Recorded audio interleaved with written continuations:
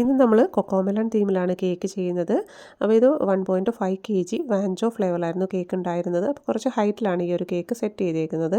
അപ്പോൾ നോർമലി നമ്മൾ ബ്ലൂ കളറിലായിരിക്കും ഈ കൊക്കോമെലൺ തീമൊക്കെ ചെയ്യുന്നത്. അപ്പോൾ ഒരു കുറച്ച് വെറൈറ്റി ആയിക്കോട്ടെ എന്ന് വിചാരിച്ച് പിങ്ക് ആൻഡ് ലൈറ്റ് പർപ്പിൾ ഷെയ്ഡിലാണ് നമ്മൾ ഈ ഒരു കേക്ക് ഐസിങ് ചെയ്ത് ഫിനിഷ് ചെയ്തേക്കുന്നത്.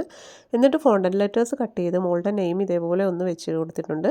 പിന്നെ കുറച്ച് ലേസർ പ്രിൻ്റാണ് വെച്ച് കൊടുക്കുന്നത്. അപ്പോൾ ഇത് നമ്മൾ കട്ട് ചെയ്തെടുത്തിട്ട് ഇതേപോലെ കേക്കിലേക്കൊന്ന് ഡിസ്പ്ലേ ചെയ്ത് കൊടുക്കുന്നുണ്ട്. ഒരു 2 ഇഞ്ച് 3 ഇഞ്ച് ഹൈറ്റിലാണ് ഈ ഒരു പ്രിൻ്റൊക്കെ നമ്മൾ എടുത്തേക്കുന്നത്.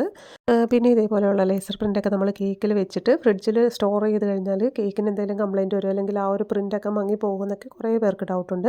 പക്ഷേ അങ്ങനെ വിഷയമൊന്നുമില്ല. ഞാൻ ഈ ഒരു പ്രിൻ്റൊക്കെ വെച്ചിട്ട് രാവിലെ തന്നെ സെറ്റ് ചെയ്ത് വെച്ചിട്ട് ഈവനിങ്ങിലാണ് കേക്ക് കൊടുത്തിട്ടുണ്ടായിരുന്നത്. പിന്നെ നമ്മളിതിലേക്ക് കുറച്ച് ഫോണ്ടൻ്റ് ലെറ്റേഴ്സ് ഇതേപോലെ കട്ട് ചെയ്തിട്ട് കേക്കിന് മുകളിലായിട്ടൊന്ന് വെച്ച് കൊടുക്കുന്നുണ്ട്.